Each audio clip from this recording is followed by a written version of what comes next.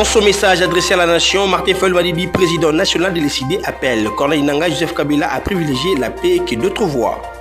Dans une déclaration rendue publique ce jeudi 27 février 2025, la plateforme Confession religieuse salue la démarche de la communauté internationale sur l'agression rwandaise en République démocratique du Congo.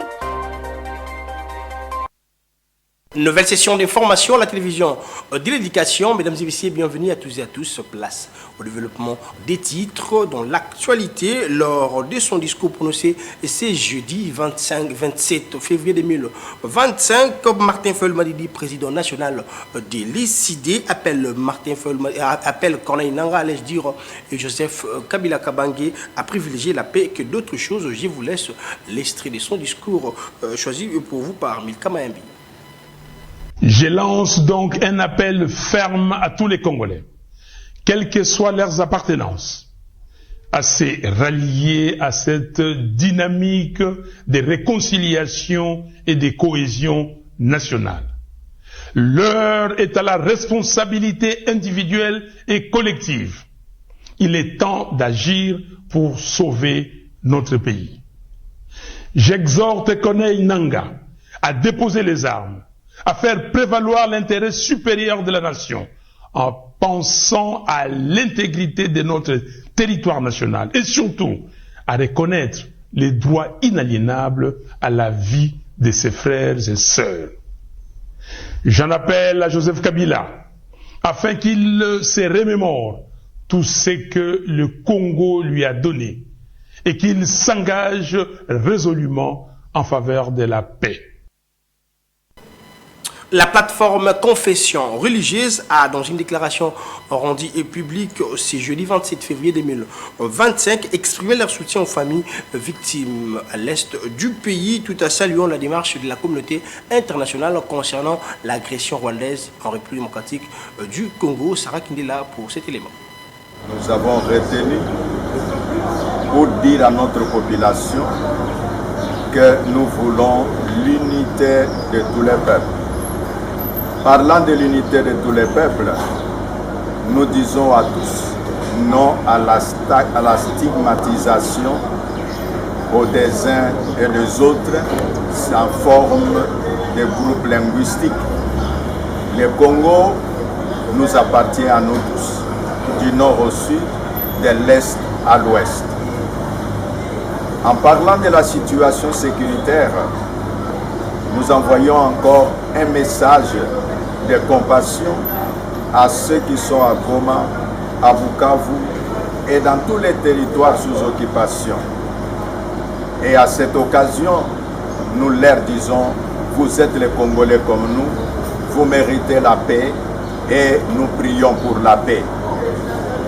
Toujours en fonction de la situation sécuritaire, nous avons épinglé l'accompagnement de la communauté internationale. Nous disons merci pour toutes les résolutions qui ont été prises au niveau des Nations Unies, au niveau de l'Union européenne et tout dernièrement par la Commission européenne. Et nous demandons que nous puissions continuer de prier et aussi à la communauté internationale de traduire toutes ces résolutions dans les actes concrets sur le terrain.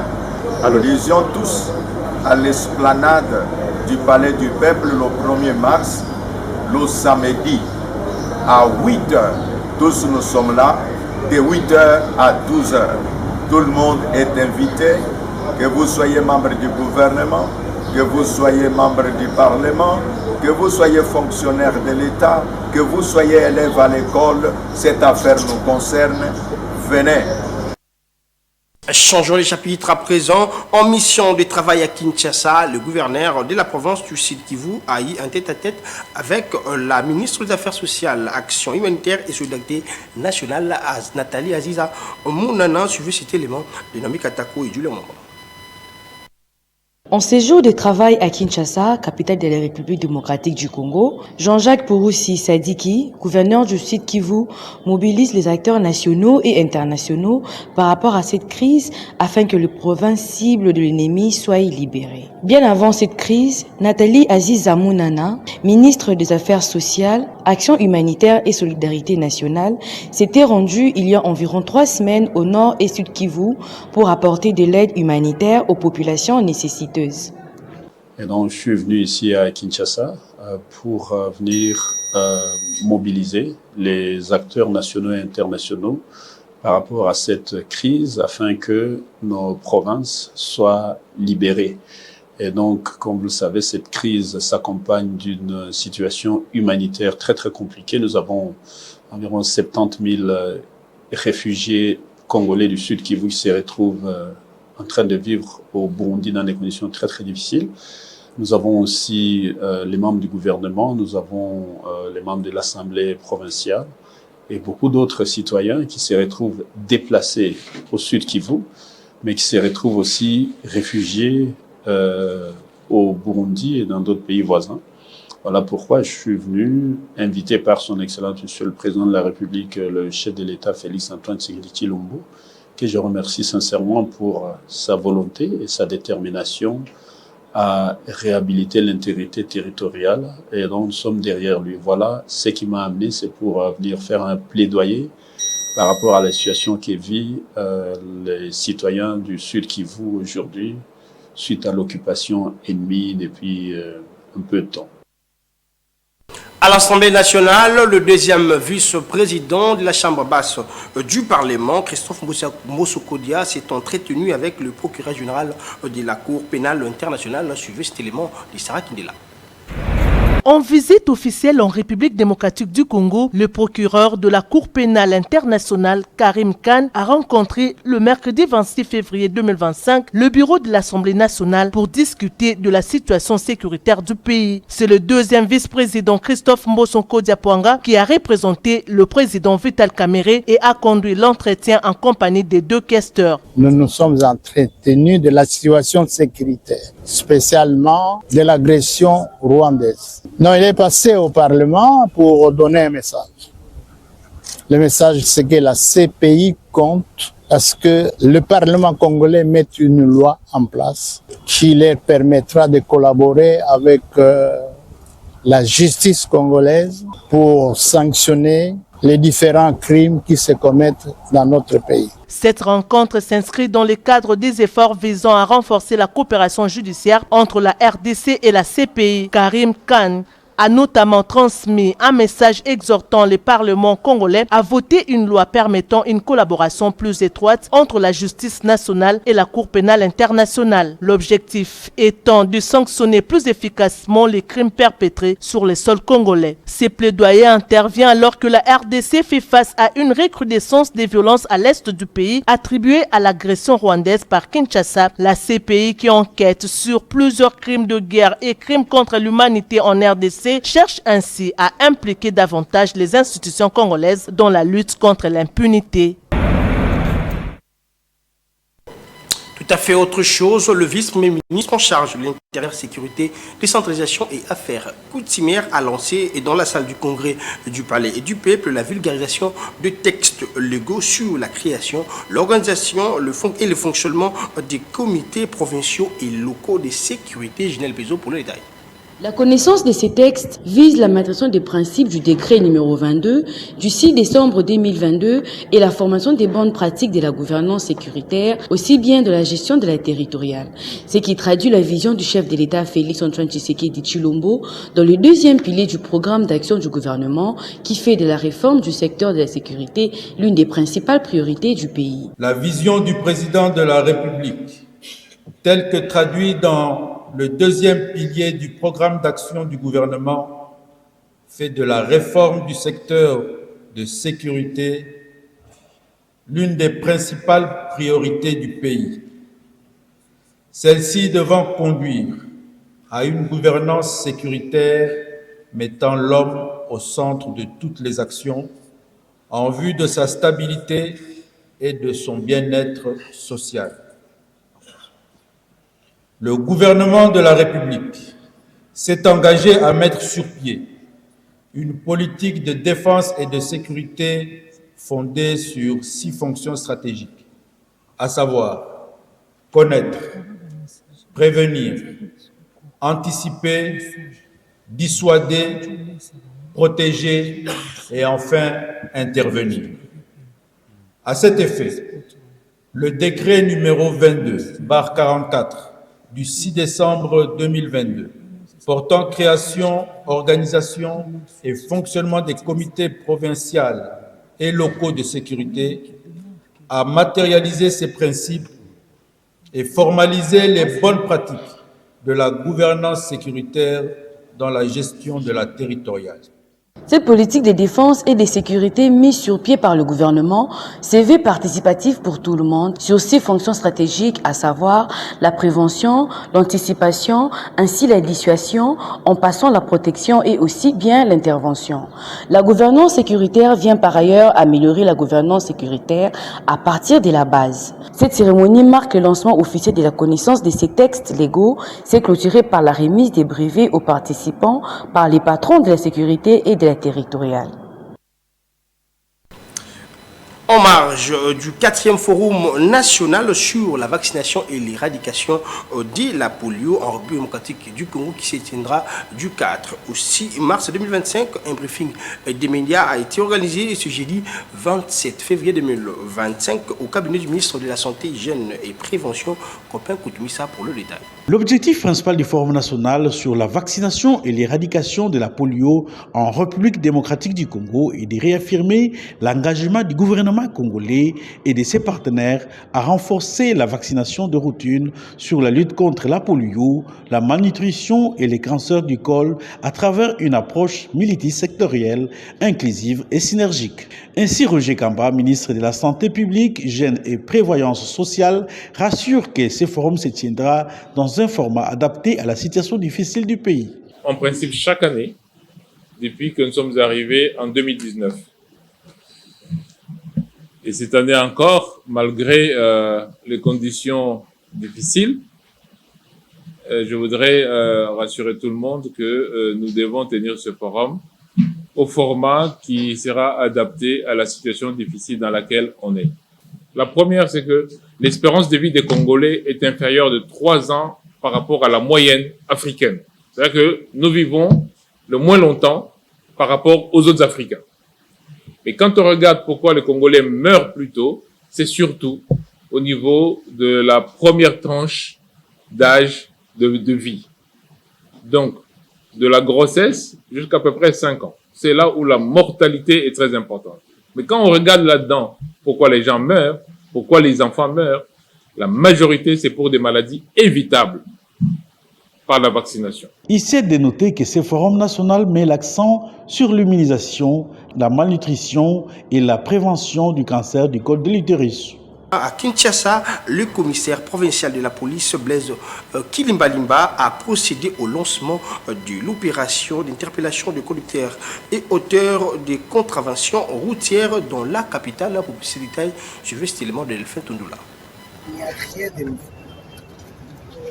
Il s'agit seulement des dispositions pratiques pour mettre hors d'état de nuire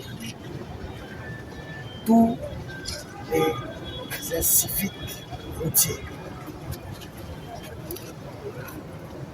Il s'agit d'interpeller et de mettre à la fourrière tous ceux qui vont violer les codes de la route. Comme vous le savez, ils les font sciemment.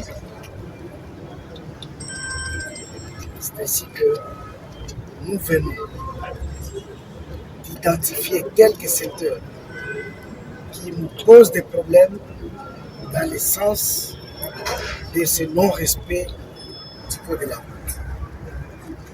Nous avons ces secteurs et nous venons d'y affecter des policiers briefés de n'arrêter que ceux qui vont s'adonner à ces pratiques qui est des choses. 1. Tu ne dois pas tourner. Il faut qu'il y ait un rond-point, un carrefour, tu tournes.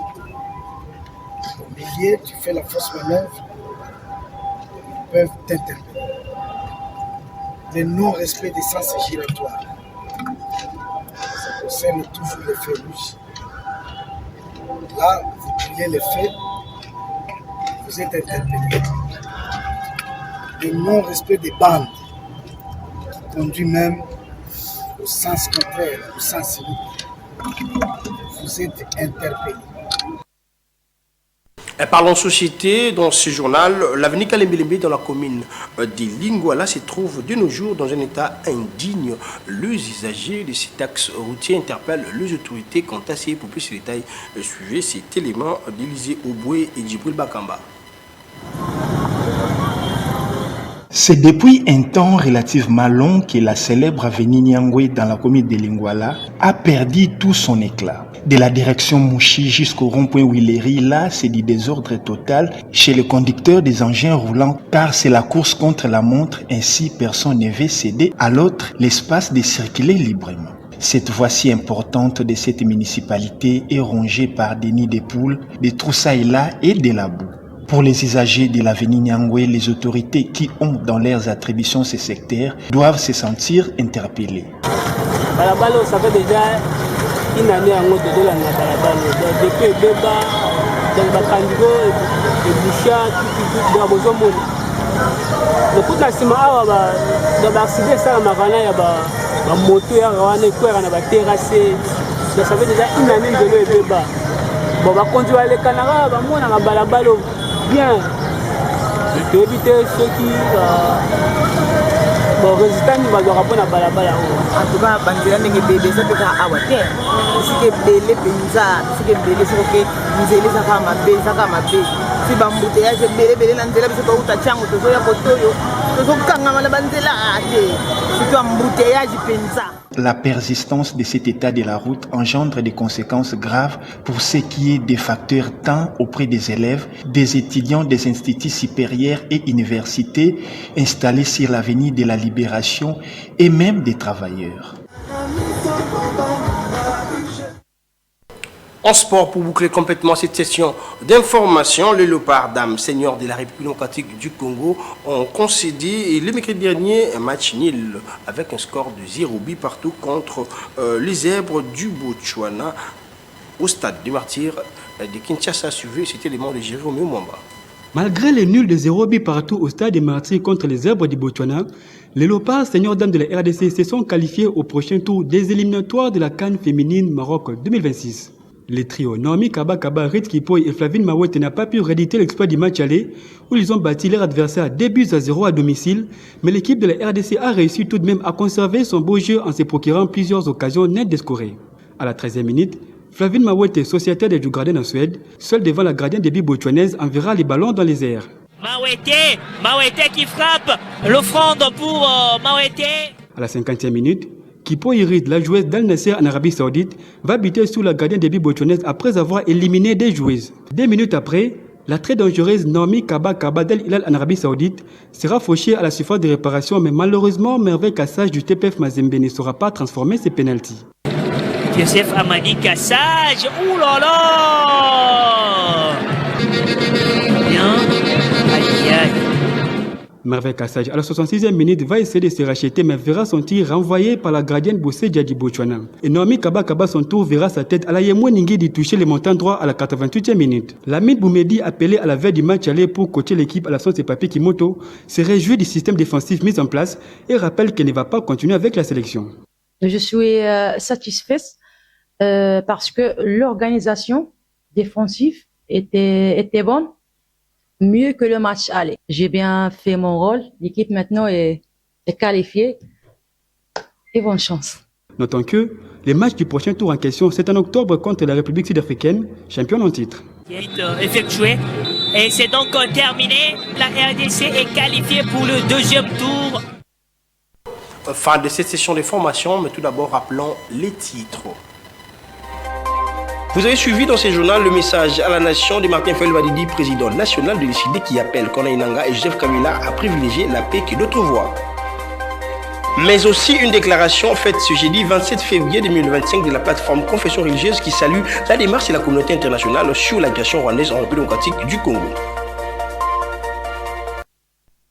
C'est ici que prend fin complètement cette session de formation. Si vous avez aimé, merci à la grande équipe rédactionnelle de la télévision de l'éducation. Restez branchés au programme de votre chaîne, surtout prenez soin de vous car chaque jour est une vie. Au revoir.